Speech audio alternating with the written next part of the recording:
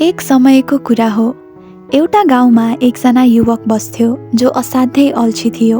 ऊ सधैँ ओछ्यानमा पल्टिरहन्थ्यो र कुनै काम गर्न मन पराउँदैनथ्यो।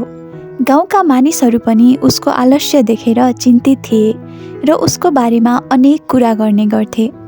त्यो युवकलाई पनि आफ्नो अल्छी बानी हटाउन मन थियो, तर उसले जति कोसिस गर्दा पनि आफ्नो अल्छी हुने बानी हटाउन सकेको थिएन। एक दिन गाउँमा एकजना विद्वान साधु आइपुगे। उनले युवकको बारेमा सुने र उसलाई भेट्न गए। साधुले युवकलाई शान्तिपूर्वक हेरे र भने, मसँग एउटा विशेष चिया छ। यो जसले पिउँछ उसको आलस्य तुरुन्तै भाग्छ। युवक उत्साहित भयो। उसले तुरुन्तै चिया पिउने इच्छा व्यक्त गर्यो। साधुले भने, अवश्य, तर यो चिया बनाउनको लागि तिमीले मलाई केही मद्दत गर्नुपर्छ। युवक अलिक झस्कियो, तर आलस्यबाट छुटकारा पाउने लोभमा ऊ तयार भयो।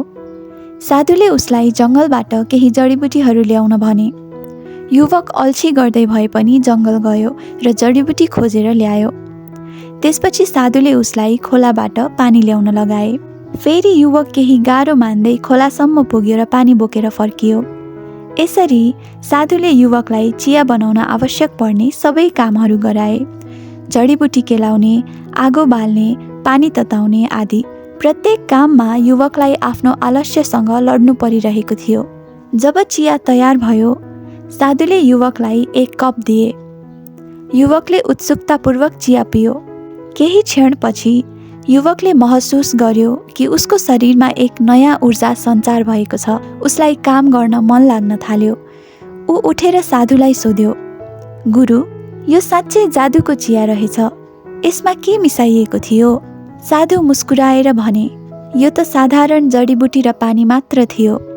जादु त तिम्रो काममा थियो।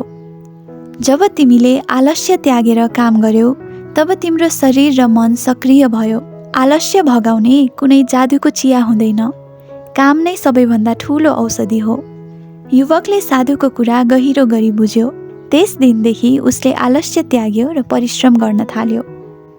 त्यसैले साथीहरू, यो कथाले हामीलाई सिकाउँछ कि आलस्यलाई पराजित गर्ने कुनै जादुमय उपाय हुँदैन। जब हामी सक्रिय हुन्छौँ र काममा लाग्छौँ, तब हामी स्वतः स्फूर्ति र प्रेरणा महसुस गर्छौँ।